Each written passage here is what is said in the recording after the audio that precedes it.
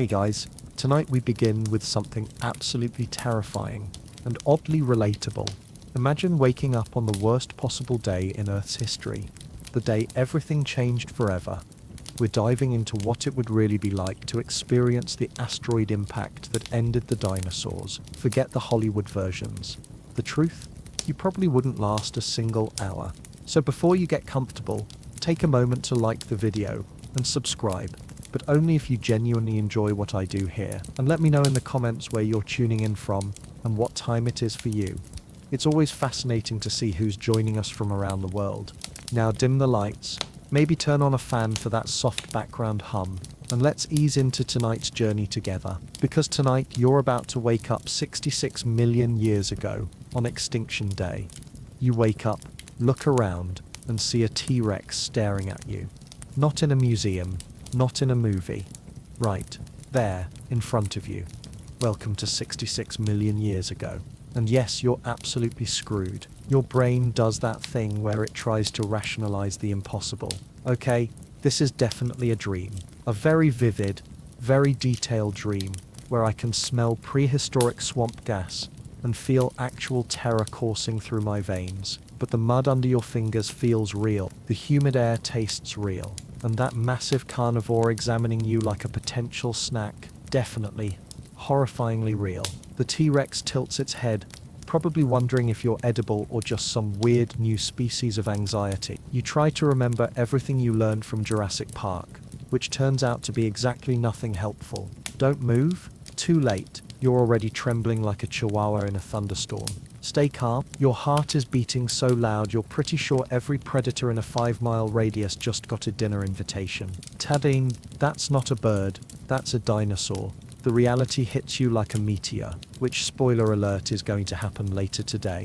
You're not just in the past, you're in the Cretaceous period, the final chapter of the age of dinosaurs, the last day before everything changes forever. Your first instinct is to run, which would be adorable if it weren't completely suicidal. Where exactly are you going to run? This isn't Central Park. There's no Starbucks to hide in, no Uber to call, no police to protect you. There's just you wearing whatever you fell asleep in last night, surrounded by creatures that make horror movies look like Disney films. The T-Rex loses interest and wanders off to terrorize something else. You exhale for what feels like the first time in geological epochs, but now you notice the sounds, roars, screeches, crashes, and the distant rumble of something very large moving through very thick vegetation. It's like a nature documentary, except you're not safely on your couch with a bowl of popcorn. Tanic mode, you're in the Cretaceous period. Okay, don't panic, you tell yourself, while actively panicking. This is fine. This is totally fine. I've just somehow time traveled to the most dangerous period in Earth's history, wearing pajamas and zero survival skills. What could go wrong? Everything. Everything could go wrong. You stand up on shaky legs and immediately realize you're not just dealing with dinosaurs. The air is thicker, more humid than anything you've ever experienced. The vegetation is alien, massive ferns tower over you like green skyscrapers, and the trees look like they were designed by someone who'd never seen a tree before but had heard them described by a drunk person. The ground beneath your feet squelches with primordial mud that's probably been accumulating since before mammals were even a twinkle in evolution's eye. You take a step and sink ankle deep into swamp muck that smells like prehistoric death and decomposition. Then you hear a sound that makes every cell in your body scream. Nope. It's a howl, but not from any creature you recognize. It's the sound of something big, something hungry, and something that definitely hasn't learned to fear humans because humans won't exist for another. You look around desperately for anything familiar, anything that might help, but there's nothing. No roads, no buildings, no signs of civilization. Just endless wilderness filled with creatures that evolution will spend the next 66 million years trying to forget. Think, you whisper to yourself. What do you know about dinosaurs? The answer is embarrassingly little. They're big, they're extinct, and apparently you're about to find out why. But if you're here, on the last day, that means you're about to witness the most dramatic extinction event in Earth's history, the asteroid impact that ends it all. And suddenly, your predicament gets exponentially worse. You're not just trapped in the Cretaceous period, you're trapped on Extinction Day. First priority, don't get eaten. Okay, Google. You start to say out of habit, then immediately feel like an idiot. Oh wait, no Google, no phone, no humans, no civilization, no hope. Great, just great. Your survival instincts, which until now consisted mainly of knowing how to order takeout and avoid eye contact on public transportation, are about as useful as a chocolate teapot. But your brain, desperate to find some kind of logic in this prehistoric nightmare, starts making lists. Because apparently, even when facing extinction, you're still that person who thinks organization will save you. Step 1. Don't get eaten. This seems obvious, but it's surprisingly difficult when everything around you has teeth designed specifically for eating things like you. The T-Rex was just the opening act. You can hear rustling in the vegetation that suggests there are dozens of other creatures out there, all probably hungry, all probably faster than you, and all definitely better adapted to this environment than someone whose biggest physical challenge yesterday was opening a jar of pickles. You try to move quietly, which is impossible when every step sounds like you're playing hopscotch in a mud pit. The squelching noise your feet make could probably be heard from space, if there were satellites, which there are, because it's 66 million years ago, and the most advanced technology on Earth is probably a beaver dam. Everything is huge, and once you're dead, the scale of everything is overwhelming. You thought you understood how big dinosaurs were from movies and museum displays, but experiencing it firsthand is like the difference between seeing a picture of the ocean and being thrown into it during a hurricane. A Triceratops family wanders past, and even these supposedly gentle herbivores look like living tanks with attitude problems. The baby Triceratops, which is adorable in the way that armored rhinoceroses are adorable, is still roughly the size of a small The parents are basically mobile fortresses with horns that could pierce through anything soft and human-shaped. You duck behind a tree fern that's approximately the width of a California redwood and try to blend in with the prehistoric landscape. This would be easier if you weren't wearing modern clothing in a world where the fashion choices are limited to natural scales and organic armor plating. The vegetation itself seems hostile. Everything is either too tall, too sharp, or too slimy. Massive dragonflies the size of seagulls buzz overhead with a sound like tiny helicopters. They're beautiful in a terrifying way, like flying stained glass windows designed by someone with a fear of insects. A distant roar shakes the ground, and you realize that sound is coming from something much, much larger than anything you've encountered so far. Something that makes the T-Rex look like a house cat. Your prehistoric education, gleaned mostly from children's books and action movies, suddenly feels inadequate. You know there are big dinosaurs and bigger dinosaurs, but you're starting to suspect there might also be, oh dear God, why is it so large, dinosaurs? Where are the humans? The silence where human sounds should be is deafening. No traffic, no airplanes, no distant hum of civilization, no voices, no music, no technological white noise, just the raw, unfiltered soundtrack of a planet where humanity is still about 65 million years away from being even a theoretical possibility.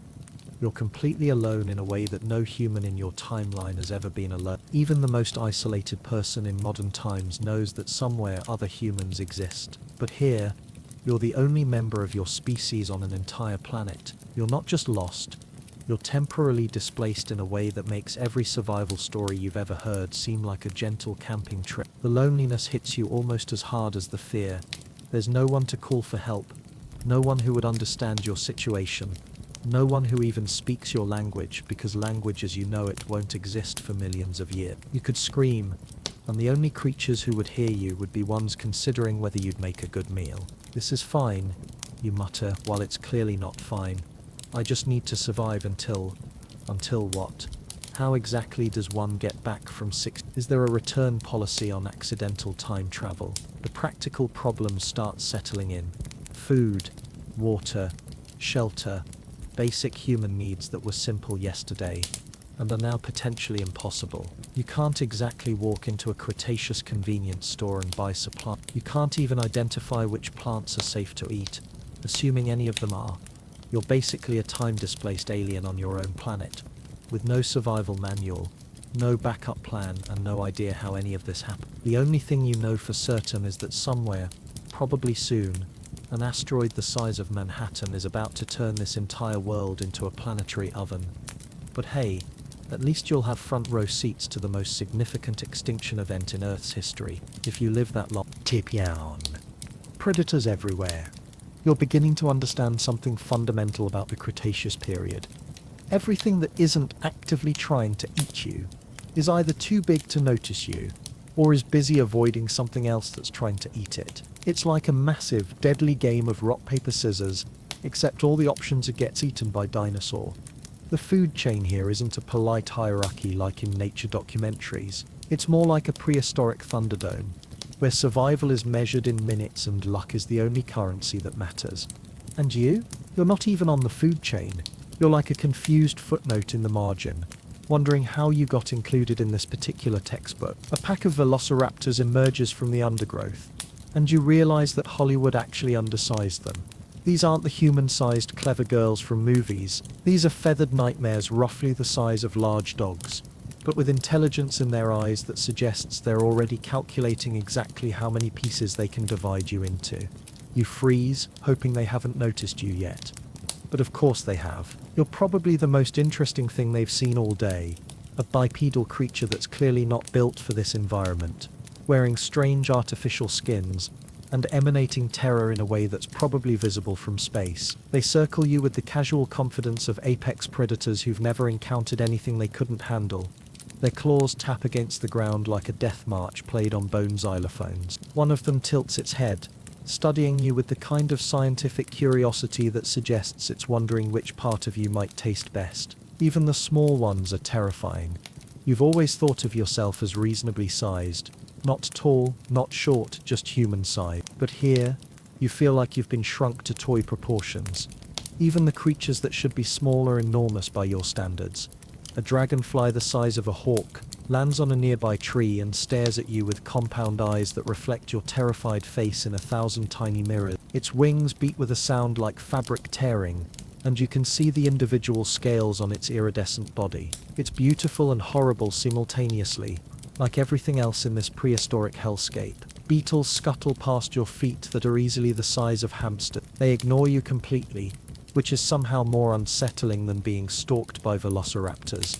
At least the raptors acknowledge your existence. These beetles treat you like your furniture, irrelevant background noise in their daily struggle for survival. A centipede longer than your arm undulates through the mud near your foot, and you have to bite your tongue to keep from screaming. Its legs move in hypnotic waves, carrying a segmented body that looks like it was designed by someone who wanted to weaponize the concept of too many limbs. Even the trees seem aggressive.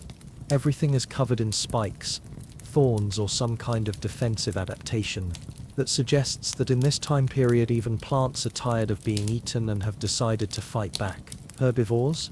Still dangerous. You had this naive idea that herbivorous dinosaurs might be safer to be around. They're plant eaters, right? How dangerous could they be? The answer, it turns out, is extremely dangerous, just in different ways. Ankylosaurus lumbers past and you realize that this creature is essentially a living tank with a weaponized tail. It doesn't want to eat you, but it could accidentally step on you and not even note. Its footsteps shake the ground like minor earthquakes, and its armored hide looks like it could deflect artillery fire. The herbivores here aren't gentle giants grazing peacefully in meadows. They're massive, defensive, and paranoid because everything else in their environment is actively trying to murder them. They've evolved armor, weapons, and attitudes that suggest they've been dealing with predators that make modern lions look like house cats. A herd of hadrosaurs moves through the distance, and even from far away you can see the panic in their movement. They're constantly alert, constantly ready to run because relaxation in the Cretaceous period is a luxury that gets you killed. You're starting to realize that there's no safe space in this ecosystem. The predators want to eat you, the herbivores might accidentally destroy you, and even the insects are larger than anything you're comfortable sharing space with. And somewhere above all of this chaos, an asteroid is hurtling toward Earth at 20 kilometers per second, carrying enough kinetic energy to make nuclear weapons look like firecrackers. You're not just at the bottom of the food chain, you're at the bottom of the food chain on extinction. The velociraptors have finished their assessment and are beginning to close in. One of them makes a sound that's somewhere between a bird call and a death rattle. It's probably saying something like lunchtime in prehistoric raptor language. You do the only thing you can think of, you run. It's not a dignified retreat. It's a full-scale panic sprint through prehistoric swampland while wearing completely inappropriate footwear. But somehow miraculously it works. Maybe the raptors are confused by your bizarre escape technique. Maybe they're used to prey that fights back or tries to hide, not prey that screams incoherently while flailing through mud. You crash through the undergrowth like a demented bulldozer, leaving a trail of destruction that probably violates several laws of nature. Behind you, you can hear the raptors discussing this turn of events in what sounds like disappointed chittering. For now, you've escaped. But this is just the beginning of your prehistoric nightmare, and you're starting to realize that surviving until the asteroid impact might actually be the easy part. Modern life is gone. The full horror of your situation starts to sink in. When you reach for your phone for the 15th time in the past hour, there's no phone, there's no pocket to put a phone in, there's no signal for a phone to connect to, there's no satellites, no cell towers, no infrastructure of any kind. There's just you, standing in prehistoric mud, experiencing withdrawal from technologies that won't be invented for millions of years. You miss things you never thought you'd miss. The subtle hum of electricity, the distant sound of traffic, the comforting knowledge that somewhere other humans are doing human things like complaining about their commute and arguing about pineapple on pizza. These small, mundane aspects of civilization that you took for granted are now precious memories of a world that might as well be a fantasy. The silence is wrong, not peaceful, wrong. Your brain keeps expecting to hear airplanes overhead, car horns in the distance, the electronic beeping of some device or another. Instead, there's just the organic soundtrack of a world that hasn't learned to be quiet yet. Everything is either roaring, screeching, buzzing, or making sounds that you don't have words for because the creatures making them haven't been discovered yet. You catch yourself looking for power outlets, street signs, anything that might anchor you to the familiar, but there's nothing manufactured here, nothing planned or organized or designed with human comfort in mind. This world wasn't made for you, and it's making that abundantly clear. Hunger starts gnawing at your stomach, which seems almost absurd given that you're surrounded by potential food. The problem is identifying what's safe to eat versus what will kill you in new and interesting ways. The fruits hanging from prehistoric trees look like they were designed by an alien who had heard fruit described but never actually seen any. Some are bright purple and covered in spikes.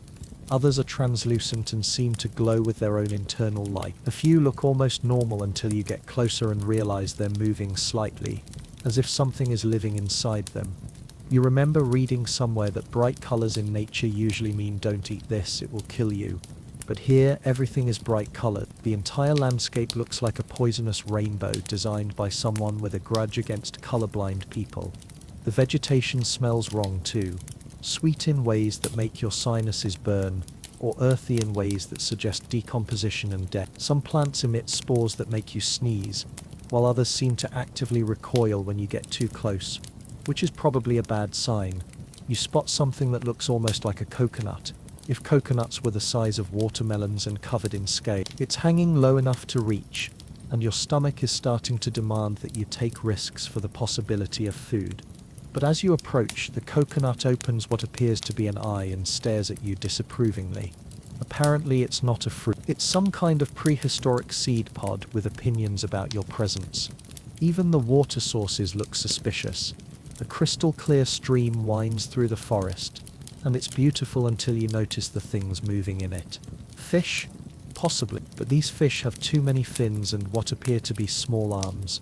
The water itself has an oily sheen that suggests it might be more chemical than H2O. Dehydration is becoming a real concern, but so is the possibility of drinking something that will dissolve you from the inside out. The streams and pools you encounter look like they were designed by someone who thought water was pretty, but didn't understand the concept of safe for consumption. You find a relatively clear pool and stare at your reflection in the surface. You look exactly like what you are, a confused time traveler having the worst day of anyone's life. Your hair is muddy, your clothes are torn, and your eyes have the wild look of someone who's beginning to understand that their survival depends entirely on luck and the patience of creatures that could step on them by accident. The water moves, and you realize your reflection is sharing space with something else. Something with tentacles. Something that seems very interested in the strange creature staring down at it from above. You back away from the pool slowly, adding potential octopus encounters to your growing list of things to avoid. A nearby plant has collected rainwater in its large cup-shaped leaves. This seems promising until you notice the small skeletons of various creatures floating in the water. Apparently, this plant uses its water collection as a trap, which suggests that drinking from it might be the last mistake you ever make. You're beginning to understand why survival shows always emphasize finding safe water. In your time period, this meant boiling or filtering. Here, it means trying to figure out which water source is least likely to contain prehistoric parasites, carnivorous microorganisms, or dissolved toxins that could turn you inside out.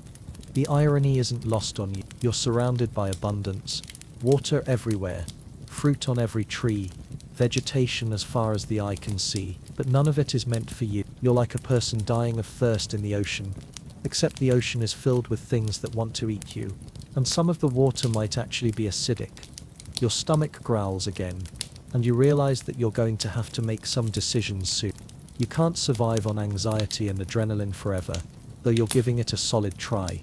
But as you're contemplating the relative risks of prehistoric fruit versus prehistoric water, you notice something in the sky that makes all your other problems seem trivial. A bright point of light that's getting noticeably brighter as you watch. It's beautiful, like a diamond against the alien sky of the Cretaceous period, and it's getting close. Barack, that star is getting bigger. You've been staring at the sky for what feels like hours, watching that bright point of light grow larger and more distinct against the prehistoric heavens. At first you thought it might be your imagination. Maybe stress was making you see things, but no, it's definitely there, and it's definitely getting bigger. Your brain, which has been operating in pure survival mode since you arrived in this nightmare, suddenly shifts into a different kind of panic. This isn't just any random celestial object. You know exactly what this is, and more importantly, you know exactly what's about to happen. This is it. The asteroid. The one that ends everything. The one that scientists in your time period have calculated and studied and theorized about for decades, and you're about to experience it firsthand, which is simultaneously the most incredible and most terrifying thing you can imagine. The irony is overwhelming. People in your time period would kill for this opportunity to witness the most significant event in Earth's geological history, but all you want is to be anywhere else, preferably somewhere with indoor plumbing and a reasonable expectation of surviving the next few hours.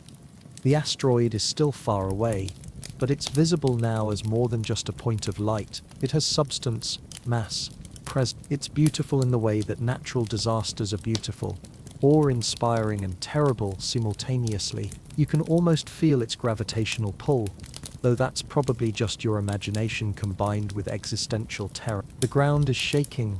The first tremors start as barely perceptible vibrations under your feet. At first you think it might be another large dinosaur moving nearby.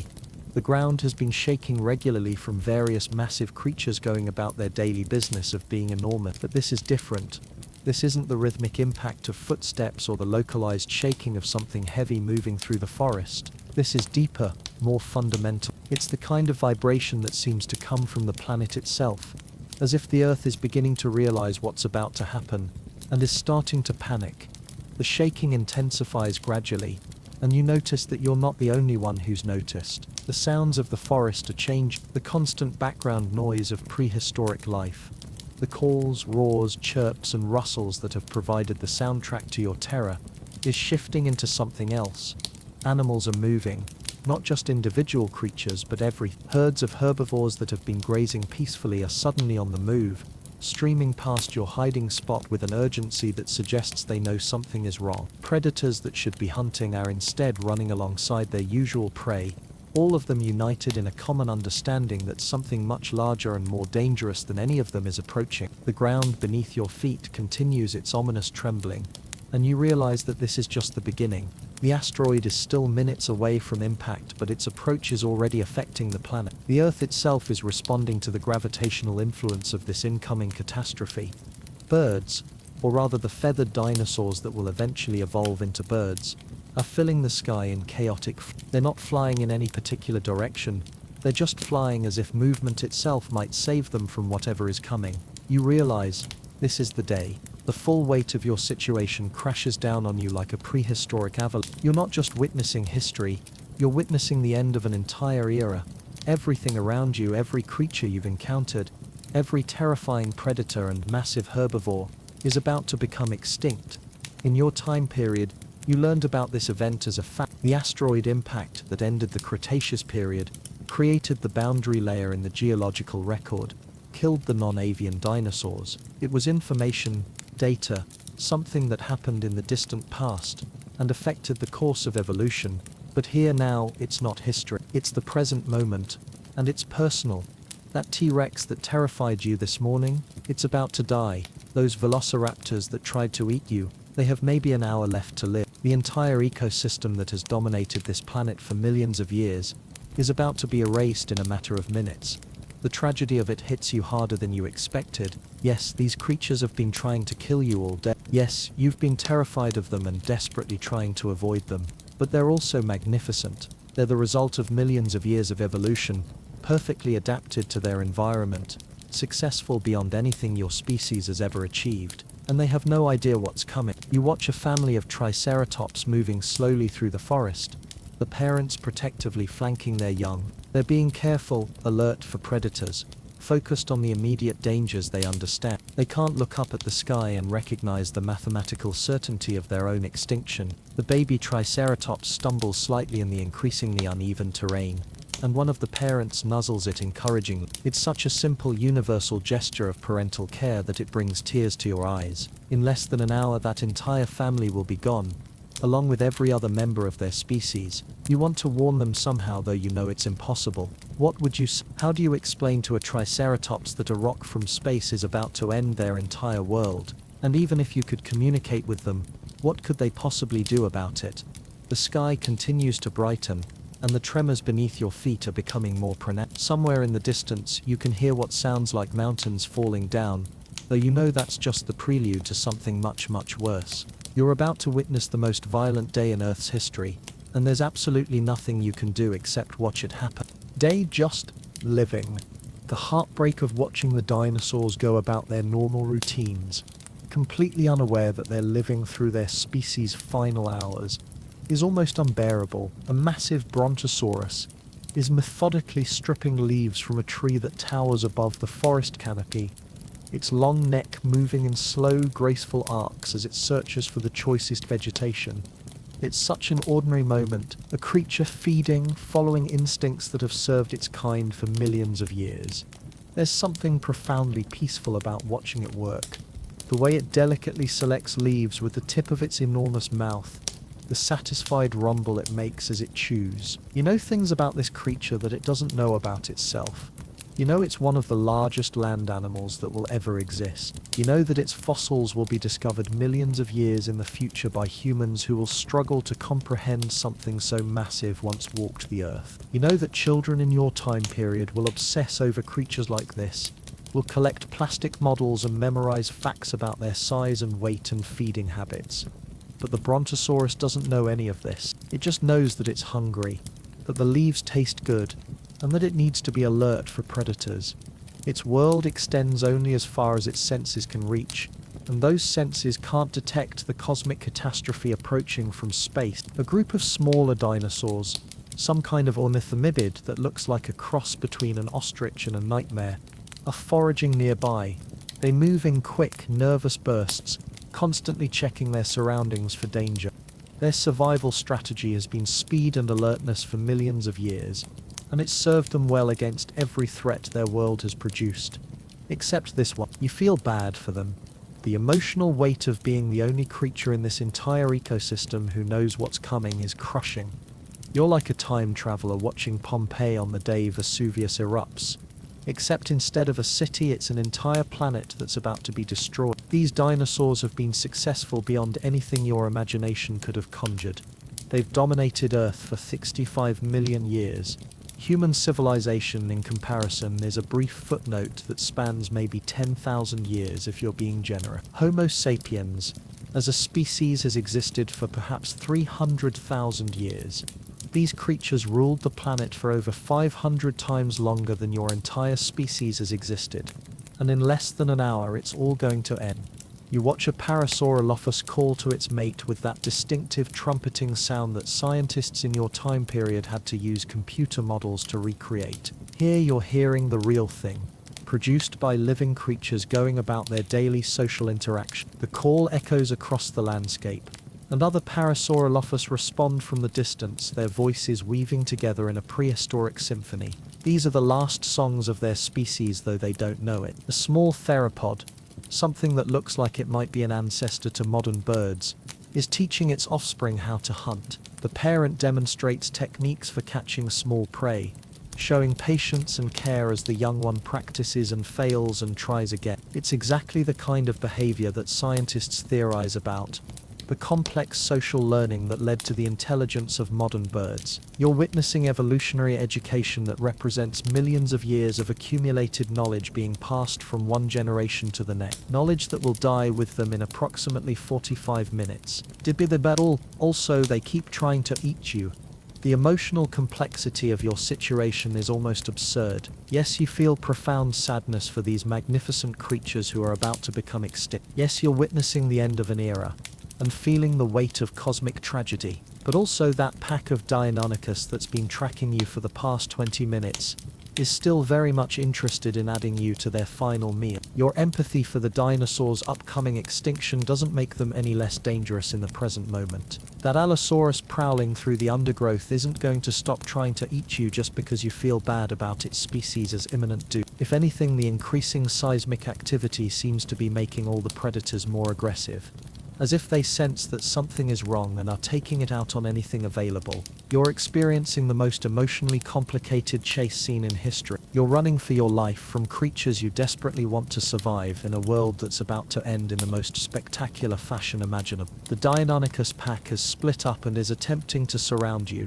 using hunting tactics that demonstrate the intelligence and coordination that made them successful predators. Under normal circumstances, you'd be fascinated by their behavior. Right now, you're mostly focused on not becoming their last successful hunt. You scramble up a tree that's probably some kind of primitive conifer, hoping that their pursuit instincts don't extend to climbing. This works temporarily, though one of them tries to jump up and grab your leg with enthusiasm that suggests it's taking this personally. From your elevated position, you can see more of the forest and the creatures moving through it. The diversity is staggering.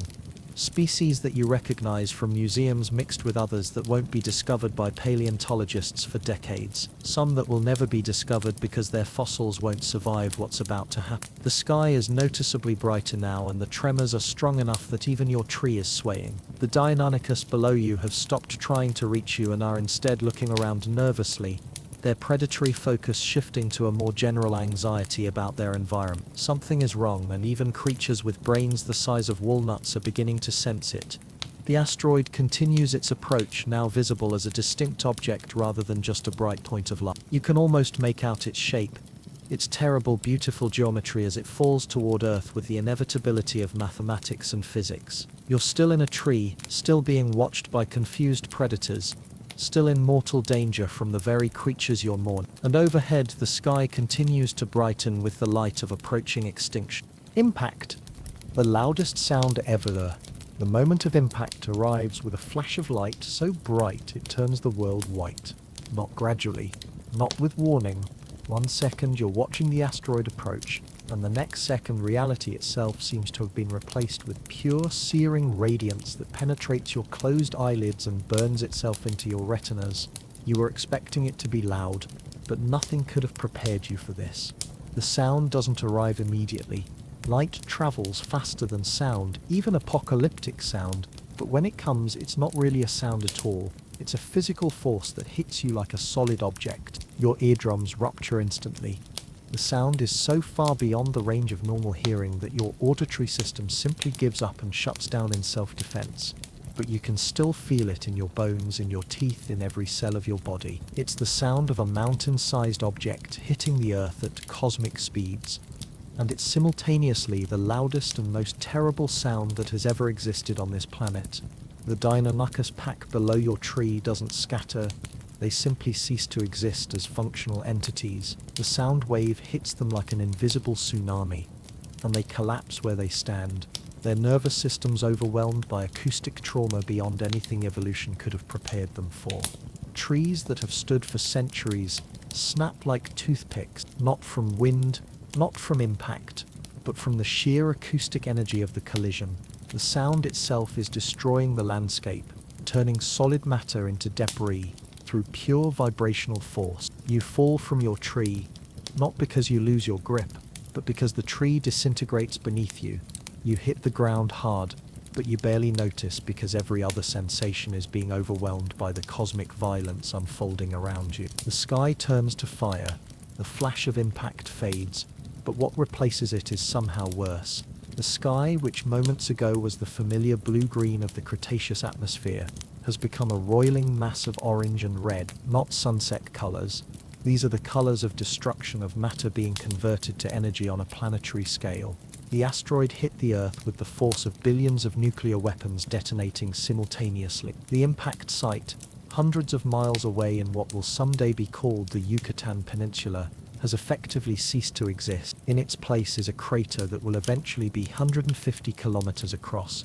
But right now, it's just a growing sphere of vaporized rock and superheated plasma expanding outward at impossible speeds. Molten rock, vaporized by the impact, is being thrown into the atmosphere and distributed across the entire planet. Some of it is traveling so fast it's achieving escape velocity, leaving Earth's atmosphere entirely, but most of it is coming back down. The sky is literally falling, in the form of molten glass spherules that will rain down across the entire planet like a global storm of liquid fire. Each one is tiny, but there are trillions of them, and they're superheated to temperatures that will ignite anything they touch. You can see them beginning to fall in the distance, streaks of light like shooting stars, except they're shooting downward, and there are so many of them that they blur together into curtains of flame. The air itself is beginning to heat up as these microscopic droplets of molten rock start their deadly precipitation. The ground beneath your feet doesn't just shake, it ripples like water. You watch in fascination and terror as waves of displaced earth roll across the landscape like ocean swells, lifting and dropping the forest in a nauseating rhythm that defies everything you thought you knew about how solid matter behaves. Trees that survived the acoustic trauma are now being tossed around like matchsticks. Boulders the size of houses are bouncing across the landscape like rubber balls. The very concept of solid ground has become meaningless. A massive triceratops that was grazing peacefully just minutes ago is now tumbling helplessly as the earth waves toss its multi-ton body around like a toy. It lands heavily, struggles to stand, and is immediately thrown down again as another seismic wave passes through. You can see the confusion and terror in its eyes. This gentle giant has no framework for understanding what's happening to its world. Herds of animals that were fleeing in panic are now simply being destroyed by the landscape itself. The earth is cracking open in places, creating instant chasms that swallow entire groups of creatures. In other places, the ground is liquefying, turning solid terrain into deadly quicksand that traps anything heavy enough to. The forest canopy, which provided a green ceiling over the prehistoric world, is being shredded by the combination of seismic activity and the beginning of the ejecta rain. Leaves and branches are falling like snow, except this snow is mixed with increasing amounts of molten rock that ignites everything it touches. You manage to find temporary shelter behind a boulder that seems stable, though stable is a relative term when the entire planet is convulsed. From this vantage point, you can see the true scope of the devastation beginning to unfold. This isn't just the end of the dinosaurs, this is the end of everything. Plants, animals, entire ecosystems that took millions of years to develop are being erased in minutes. The web of life that connected every living thing on the planet is being torn apart by forces so overwhelming that survival becomes a matter of pure chance. A family of Maiasaura, gentle, caring dinosaurs known for their parental devotion, huddles together near a fallen tree. The parents are trying to shield their young from the falling debris, using their own bodies as living umbrellas. It's heartbreaking and futile simultaneous. Their love and protection, which would have been enough to help their offspring survive any natural predator or environmental challenge, is meaningless against the cosmic violence now reshaping their world. The baby Maiasaura cry for their parents in voices that are lost in the growing cacophony of planetary destruction. You want to help them, to save them somehow, but you're barely surviving yourself. And besides, what could you possibly do against forces that are rewriting the basic rules of existence? The sky continues to burn, The ground continues to heave, and somewhere in the chaos, you realize that you're witnessing the exact moment when one chapter of Earth's history ends and another begins, and you're the only creature alive who understands the significance of what's happening. Find shelter. Any shelter. The first rule of surviving an apocalypse you quickly learn is that all the normal rules of survival become irrelevant. Your Boy Scout training, assuming you had any, didn't cover what to do when the sky is literally on fire and the ground won't stop moving. You scramble through the chaos looking for anything that might provide protection from the growing rain of molten debris. A cave would be ideal, but caves are in short supply in this swampy prehistoric landscape. A sturdy building would work too, except buildings won't be invented for another 65 million years or so. What you find instead is a fallen tree of enormous proportions, something that was probably magnificent before the seismic waves knocked it over. It's created a natural lean-to against a large boulder, forming a small pocket of space that might shield you from the worst of the falling ejecta. You dive into this makeshift shelter just as the real bombardment begins. The molten glass spherules that have been falling sporadically are now coming down in sheets. Each one is tiny, no bigger than a marble, but they're arriving in such quantities that the cumulative effect is like being caught in a hailstorm made of liquid fire. The impacts create a sound like popcorn popping. If popcorn popping could be heard over the end of the world. Every surface they hit begins to smoke and char. The fallen tree that's protecting you starts to smolder as thousands of tiny incendiary bombs pepper its surface. Through gaps in your shelter, you can see the landscape transforming. The lush green world of the Cretaceous is becoming a hellscape of smoke and flame. Plants that survived 100 million years of evolution are being incinerated in minutes by this cosmic bombardment. The air is poison. Breathing becomes a challenge that requires conscious effort. The air, which was humid and oxygen-rich when you first arrived in this prehistoric nightmare, is now thick with smoke, ash and vaporized rock. Each breath tastes like sulfur and death, burning your lungs and making you cough uncontrollably. The atmospheric chemistry is changing in real time. The impact has vaporized massive amounts of rock containing sulfur compounds, which are now mixing with water vapor in the atmosphere to create acid rain. But that's just the beginning of the atmospheric catastrophe. Fires are starting everywhere as the molten ejecta ignites vegetation across the planet. These aren't normal forest fires, they're global wildfires that will eventually consume most of the planet's biomass. The smoke from these fires is beginning to block out the sun, creating an artificial twilight that will last for months. You pull your shirt over your nose and mouth, trying to filter the toxic air, but it's like trying to breathe through a chimney. Every breath is a struggle, and you can feel your throat and lungs becoming raw from the chemical assault. A group of small dinosaurs, some kind of primitive bird-like creatures, stumbles past your shelter. They're clearly suffering from respiratory distress, their mouths open, gasping for clean air that no longer exists. One of them collapses just a few feet from where you're hiding, overcome by the toxic atmosphere. You want to help, but you're barely managing to keep yourself alive. The air quality is degrading so rapidly that even short exposure outside your shelter leaves you dizzy and nauseous. In its place is a vision of hell that would make Dante reconsider his career choices. Every plant, every tree, every bit of organic matter is either already burning or about to burn. The fires aren't spreading in any predictable pattern because they're being started simultaneously everywhere by the falling ejecta. It's not one fire or even many fires, it's fire as a geological process, consuming everything combustible on a planetary scale. The heat is becoming unbearable. Your shelter, which felt like protection a few minutes ago, is now becoming an oven as the ambient temperature rises far beyond anything you've ever experienced. You're sweating so much that dehydration is becoming a serious concern, but there's no safe water anywhere. A massive sauropod, something that was probably beautiful and majestic this morning, stumbles through the smoke near your hiding place. Its hide is covered with burn marks from the falling debris, and its breathing is labored and desperate. It moves with the slow, confused gait of a creature that has lived for decades without ever encountering a problem it couldn't solve.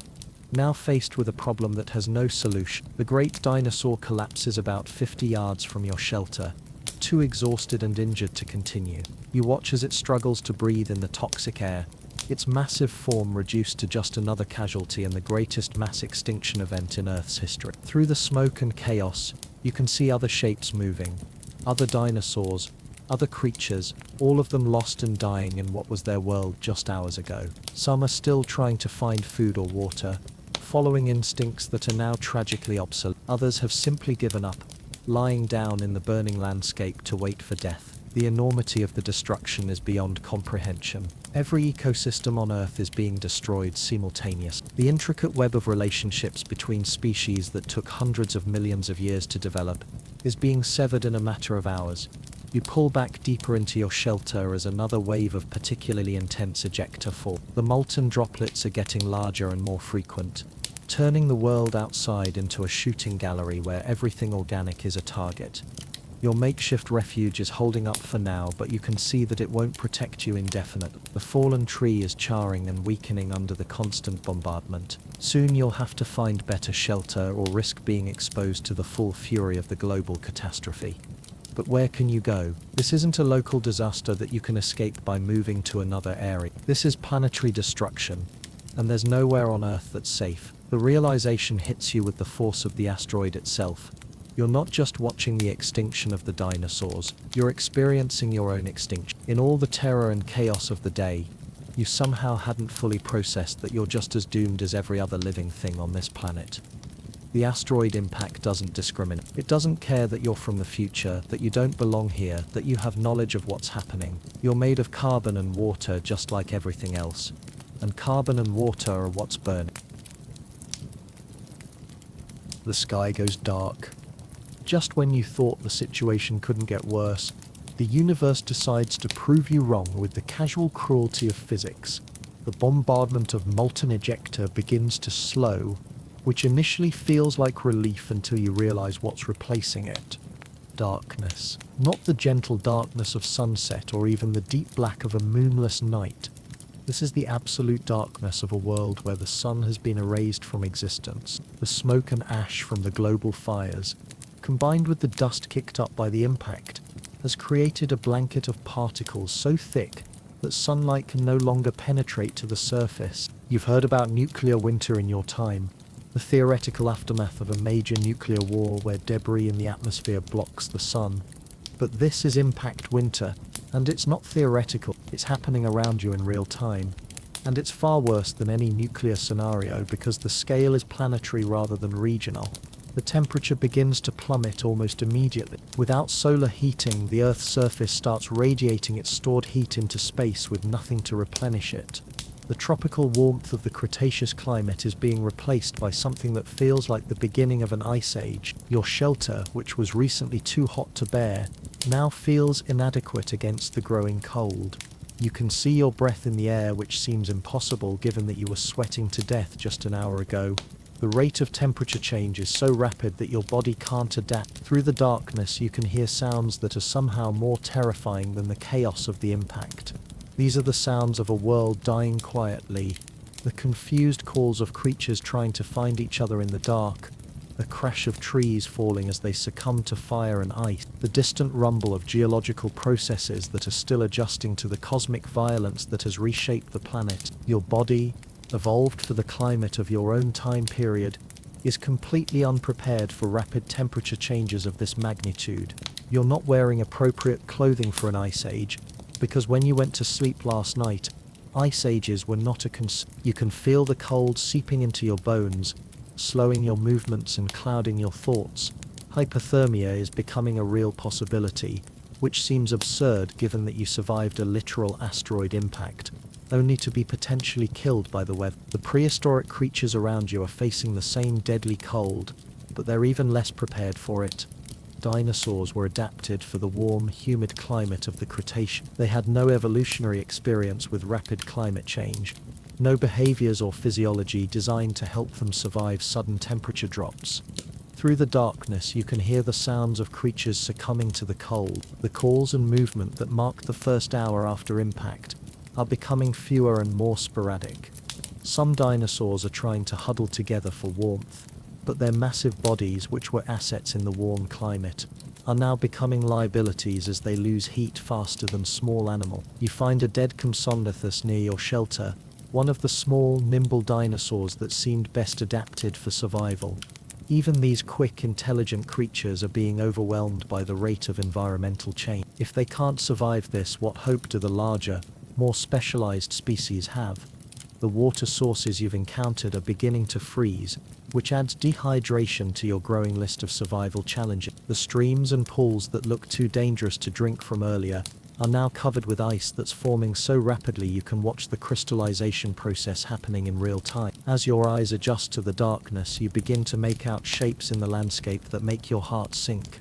The forest floor, which was covered with lush vegetation this morning, is now carpeted with the bodies of creatures that didn't survive the first few hours of the post-impact world. Some died from the direct effects of the bombardment, burned by falling ejecta or crushed by falling trees.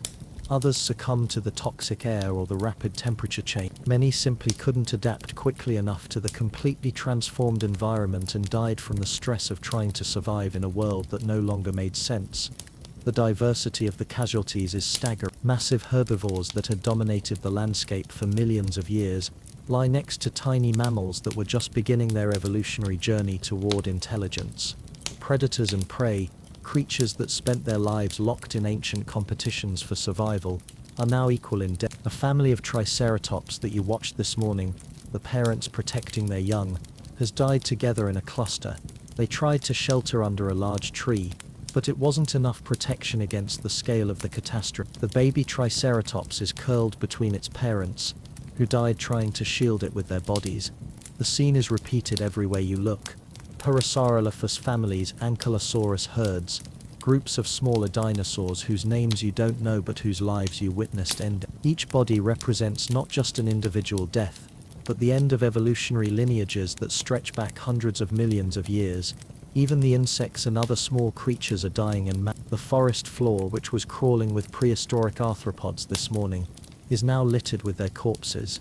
The entire base of the ecosystem, the small creatures that everything else depended on, has collapsed. You realize that you're looking at more than just death. You're looking at extinction.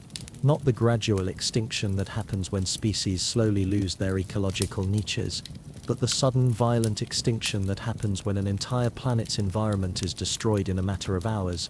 The silence is becoming oppressive. The constant background noise of a living ecosystem, the calls, movements and interactions of thousands of species, has been replaced by an almost complete quiet broken only by the occasional crash of a falling tree, or the distant rumble of ongoing geological upheaval. You're witnessing the moment when Earth transitions from a planet dominated by dinosaurs to a planet dominated by nothing.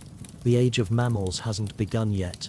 Right now, this is simply a dead world, waiting to see what, if anything, will survive to inherit it. The cold continues to deepen, and you realize that your own survival is becoming increasingly unlikely.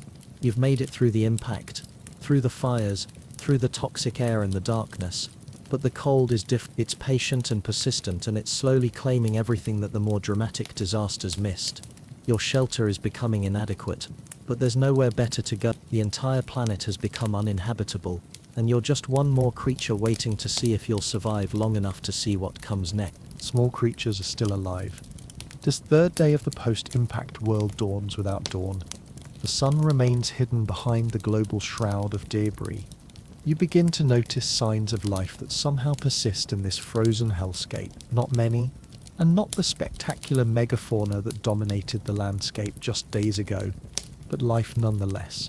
Small mammals, creatures that lived in the shadows of the dinosaur world, are proving to be surprisingly resilient. You spot what looks like a primitive hedgehog-like creature scurrying between the fallen trees, its small size allowing it to find shelter and warmth in spaces too small for larger animals. Its furry coat, evolved for the cool nights of the Cretaceous, is now a crucial adaptation for survival in the permanently cold world. These mammals aren't just surviving, they're inheriting the Earth by default. Their small size means they need less food and can survive on the insects and plant matter that remain. Their ability to regulate their own body temperature gives them a crucial advantage in the rapidly cooling world. Most importantly, their generalist diet allows them to eat whatever is available. Rather than depending on specific food sources that no longer exist, you watch a small group of early primates, your own distant ancestors, working together to crack open seeds and nuts from trees that are dying but haven't yet fallen. They're smart enough to realize that hoarding food is now a survival strategy, and they're cooperating in ways that suggest they understand the severity of their situation. It's both inspiring and deeply ironic. These tiny, seemingly insignificant creatures that spent the entire age of dinosaurs avoiding being stepped on are now the inheritors of a planet. They're your lineage, the genetic thread that connects this moment to your own existence 66 million years in the future. Some dinosaurs survived. For now, de-extinction isn't complete, at least not yet. Some dinosaurs are still alive, though they're living in a world that no longer supports their way of life. You encounter a small group of ornithomimids, the ostrich-like dinosaurs you saw earlier, huddled together in a grove of dead dite. They're still alive, but barely. Their feathers, which once displayed vibrant colors for mating and territorial displays, are now dulled and ruffled from the cold and toxic air. They're moving slowly, conserving energy, foraging desperately for any remaining plant matter that might be edible. Their usual diet of leaves and small animals is largely unavailable in this transformed world. A small herd has taken shelter in a valley that provided some protection from the initial bombardment, but they're slowly starving. The plants they depend on are either dead or dying, and their specialized digestive systems can't adapt quickly enough to alternative food sources. You watch them trying to communicate with their distinctive calls, but the sounds are weaker now, more desperate. They're calling for herd members who are already dead, searching for food sources that no longer exist, trying to maintain social behaviors that evolved for a world that no longer exists. Some smaller theropods are still hunting, but their prey base has collapsed. You see a lone Deinonychus, perhaps a survivor from the pack that was stalking you on the first day, attempting to hunt the small mammals, but it's weak from hunger and cold, moving with none of the lethal efficiency that once made it an apex predator. These surviving dinosaurs are living fossils, representatives of an age that has already ended. They don't understand that they're extinct. That term has no meaning to them. They're just trying to survive each day in a world that has become hostile to their existence. Plants are dying. The collapse of the plant kingdom is perhaps the most fundamental change in this post-impact world. Plants are the foundation of every terrestrial ecosystem, and their mass death is driving the extinction of everything that depends on them. The great forests that dominated the Cretaceous landscape are becoming graveyards of dead and dying trees. Some were killed immediately by the fires and toxic air. Others are dying slowly as the lack of sunlight prevents photosynthesis. Without the ability to produce energy from sunlight, they're consuming their stored resources and then simply shutting down. The smaller plants, ferns, flowering plants and the diverse understory that supported countless species of insects and small animals are disappearing even faster. They had fewer reserves to draw on, and were more vulnerable to the sudden environmental changes. The herbivorous dinosaurs are starving as their food sources vanish. Even the carnivores are affected as their prey animals die off. But some plants are proving surprisingly resilient. Mosses and lichens, simple organisms that can survive in harsh conditions, are persisting in some areas. Certain ferns and primitive plants that can survive periods without sunlight are clinging to life in protected microclimates. These surviving plants represent hope, not for the current ecosystem, which is doomed, but for the future. They're the seed bank from which new ecosystems will eventually develop. In millions of years, their descendants will repopulate the Earth and provide the foundation for new evolutionary radiations. You find yourself in the strange position of being able to see both the ending and the beginning. These dying forests are the conclusion of 150 million years of dinosaur dominance, but the small plants surviving in the shadows are the foundation of the mammalian age that will follow. The world is changing so rapidly that you can almost see evolution happening in real time. The survivors aren't necessarily the strongest or the largest.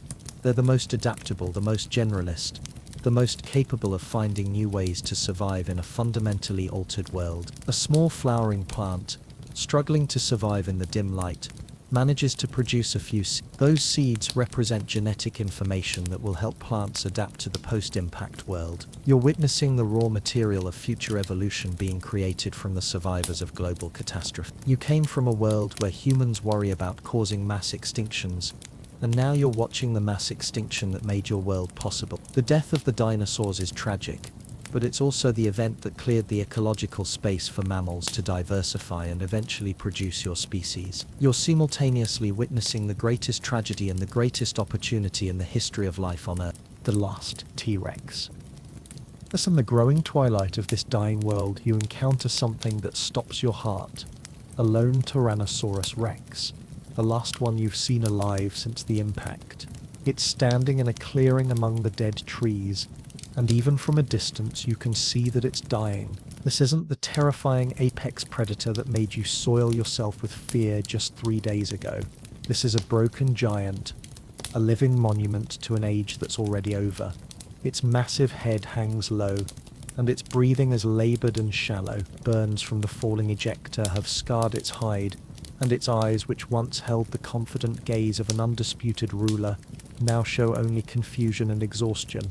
The T-Rex tries to take a step and stumbles slightly, its enormous weight becoming a burden in a world where food has become scarce and movement requires precious energy. It's clearly starving. There simply isn't enough prey left alive to sustain a predator that needs hundreds of pounds of meat per day. You watch this magnificent creature, one of the most successful predators in Earth's history, slowly succumb to a disaster it could never have understood or prepared for.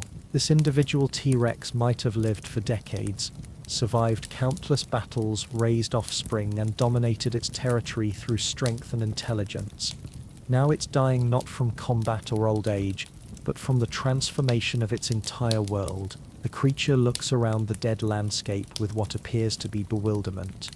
Its brain, evolved for hunting and territorial behavior, has no framework for processing a world where all the rules have changed. It's like watching a master chess player trying to compete in a game where all the pieces have been replaced with objects they've never seen.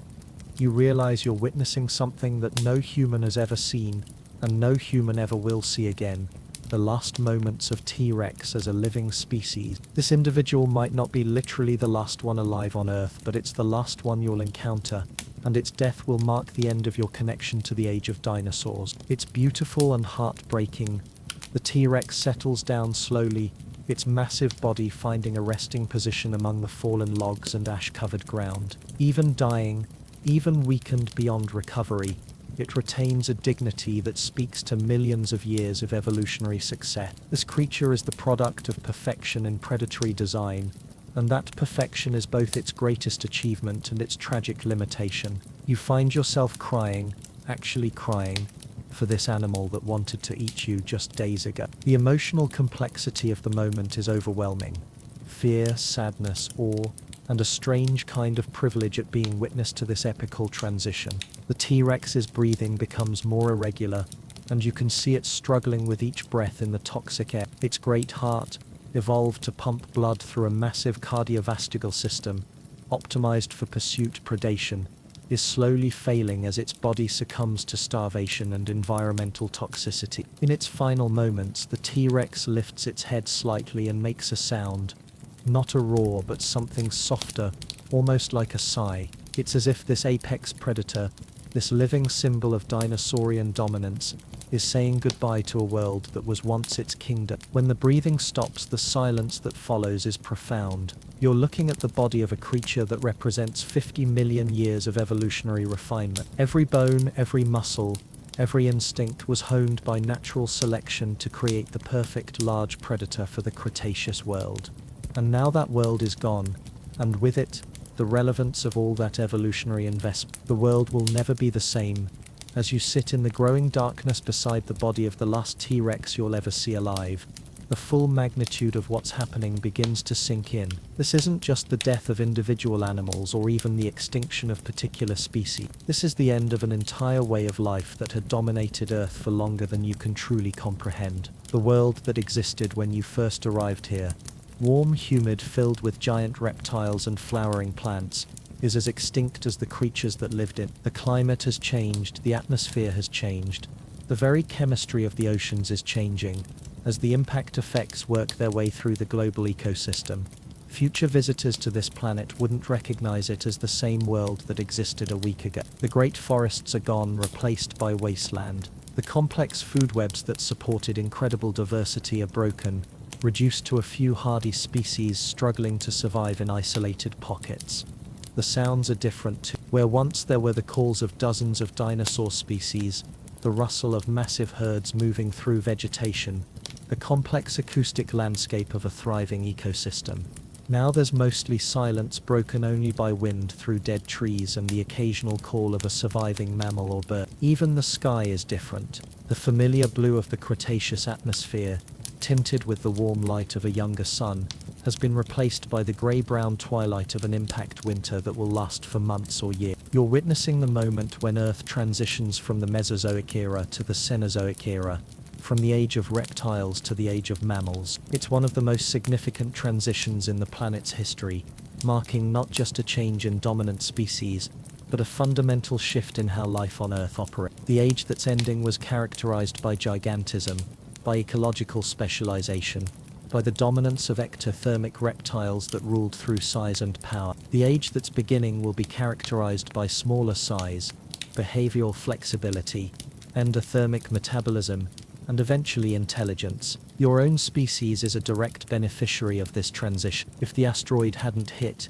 if the dinosaurs had continued their dominance, mammals would likely have remained small, nocturnal creatures for millions more years. The cognitive abilities that define human consciousness might never have evolved. You're watching your own origin story written in death and transformation. The tragedy of the dinosaurs is the opportunity that made your existence possible. The irony is that you, a product of the post-impact world, are the only witness to this transition, who can understand its full significance. The surviving mammals don't know they're inheriting the Earth. The dying dinosaurs don't know they're relinquishing it. Only you carry the knowledge of what this moment means for the future of life on the planet. As night falls over this transformed world, the first night of the age of mammals, you realize that you've seen something that no human will ever see again. The exact moment when one chapter of Earth's story ended, and another began. Dinosaurs died? Can you survive? The terrible logic of your situation crystallizes like ice forming on the dead landscape around you. You've spent the last few days so focused on the immediate dangers, avoiding predators, finding shelter, surviving the impact and its aftermath, that you somehow managed to avoid thinking about the most fundamental question of all. If creatures that were perfectly adapted to this world, that had thrived here for millions of years, that had successfully survived countless smaller extinctions and climate changes, if they can't survive this, what makes you think you can? You're not just poorly adapted to the Cretaceous period, you're completely unsuited for survival in any pre-technological environment. Your evolutionary history is one of increasing dependence on tools, shelter, agriculture, and social cooperation. Strip away civilization, and humans are remarkably fragile creatures, not particularly fast, strong, or well-equipped with natural weapons or defenses. The mammals that are surviving this catastrophe are small, hardy, generalist species that can eat almost anything and shelter in tiny spaces. You're large by their standards, specialized for a diet that no longer exists, and dependent on resources that this world can't provide. The dinosaurs at least had millions of years of evolution preparing them for life on this planet. You have a few decades of evolution preparing you for life with central heating, grocery stores, and modern medicine. In terms of survival fitness for this environment, you're actually less qualified than the creatures that are dying around you. The hunger has moved beyond discomfort into genuine physiological crisis. Your body, accustomed to regular meals and a diet rich in processed foods, is struggling to extract nutrition from the few potentially edible things you've managed to find in this post-apocalyptic landscape. The small mammals surviving around you know which plants are safe to eat, which insects provide the most nutrition, where to find clean water. This knowledge is encoded in their genes, refined by millions of years of ancestors who faced similar challenges. You have no such inheritance of survival wisdom. You've tried eating some of the plants that you've seen mammals consuming, but your digestive system, evolved for a completely different diet, struggles to process this alien vegetation. What nutrition you do extract is minimal, and you're burning more calories trying to find food than you're consuming. The irony is that you're surrounded by abundance. This ecosystem, even in its dying state, contains countless potential food sources, but you lack the knowledge to identify what's safe and the skills to process it effectively. You're like a person dying of thirst while floating in the ocean.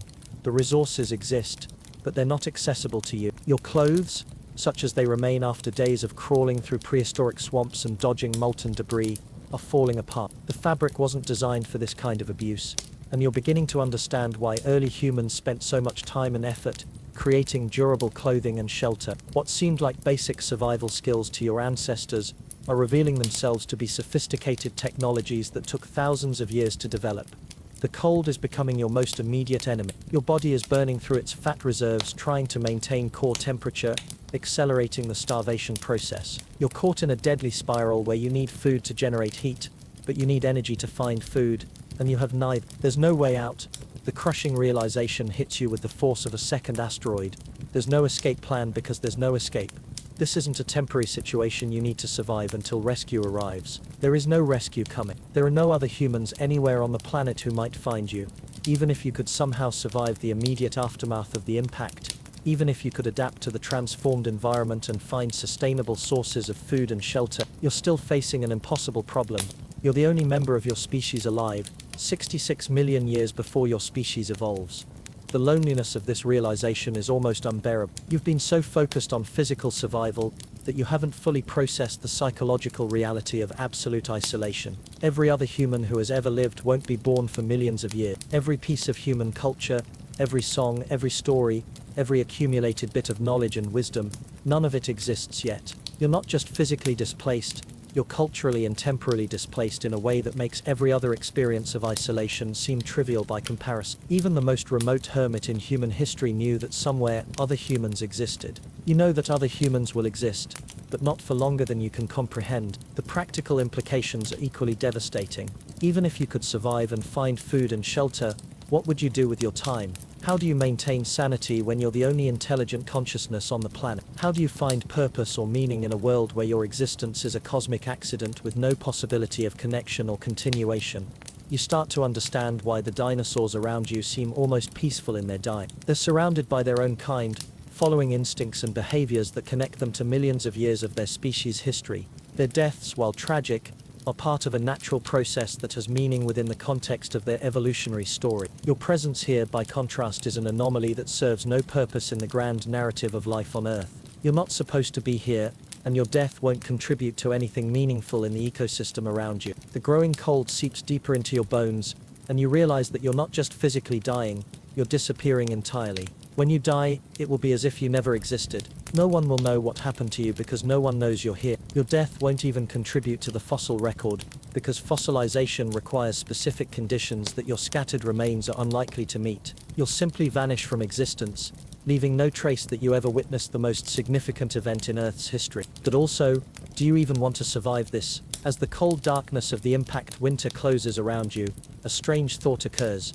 Maybe survival isn't actually the goal here. Maybe witnessing this moment, experiencing the transition between ages, seeing the exact point where one era of life ends and another begins, maybe that's enough. How many people have ever wondered what it was really like when the dinosaurs died? How many scientists have spent their careers trying to reconstruct this event from rocks and fossils and computer models? You've seen it directly, experienced it with all your senses, felt the ground shake from the impact and watched the sky burn with falling stars. You've seen the last T-Rex die. You've watched Triceratops families huddle together as their world ended. You've witnessed the moment when mammals inherited the earth and birds became the only surviving dinosaurs. You've experienced the most dramatic day in the history of life on this planet. In some cosmic sense, that might be worth more than survival. The cold is making you drowsy, and your thoughts are becoming philosophical in the way that hypothermia sometimes induces. You find yourself oddly at peace with the idea that you might die here, in this transformed world, having seen something that no human will ever see again. Your last thought before the cold finally claims you is a strange mixture of wonder and gratitude. Wonder at the incredible violence and beauty of planetary evolution, and gratitude for having been, however briefly, and impossibly, a witness to the moment when one age ended and another began. You close your eyes in the frozen darkness of the post-impact world, surrounded by the silence of a planet in transition, carrying with you the knowledge of having seen the exact moment when the age of dinosaurs became the age of mammal. The last thing you hear before unconsciousness takes you is a sound that might be wind through dead trees, or might be the whisper of deep time itself, carrying the story of your impossible journey into the infinite silence of geological memory. You wake up, echo the familiar weight of your modern blanket, the soft resistance of your memory foam mattress, the gentle hum of central heating, and the distant sound of traffic. The ordinary, miraculous comfort of indoor plumbing and electric lights. You're in your bed, in your room, in your time, safe, warm, so alive. Was it a dream? The most vivid, terrifying, heartbreaking dream in human history. You can still taste the prehistoric air in your lungs. Still feel the ground shaking from the asteroid impact. Still see the last T-Rex dying in the growing darkness. But you're here now, surrounded by the technologies and comforts that your species took 66 million years to develop. The smartphone on your nightstand, the coffee maker in the kitchen, the vast network of human civilization humming along outside your window. You get up and look outside. Birds are singing in the trees, the descendants of the dinosaurs you watched die. Every sparrow, every pigeon, every crow carries in its DNA the genetic memory of surviving that terrible day when the sky fell and the world burned. They made it. Somehow, impossibly, some of the dinosaurs made it through the catastrophe and evolved into the birds that now fill your modern world with song. You're looking at living dinosaurs, the only survivors of the Cretaceous extinction, still flying, still thriving, 66 million years later. And you're just lucky you weren't there. Or were you? The memory is too vivid to be a dream, too detailed to be imagination. You remember the exact taste of the toxic air, the precise weight of prehistoric gravity, the specific way that velociraptor claws tapped against the ground. You remember details that you couldn't have known, experiences that no human has ever had. You'll never know for sure whether you really traveled through time or simply had the most realistic nightmare in history. But one thing is certain, you'll never look at birds the same way again, because birds are dinosaurs. You're just grateful to be here, in this warm, safe, impossible modern world that exists because 66 million years ago, a rock fell from space and changed everything. You're never watching Jurassic Park again, ever. But if you made it this far, you're tougher than the dinosaurs. Subscribe for more time travel nightmares and let me know in the comments. Would you survive the asteroid?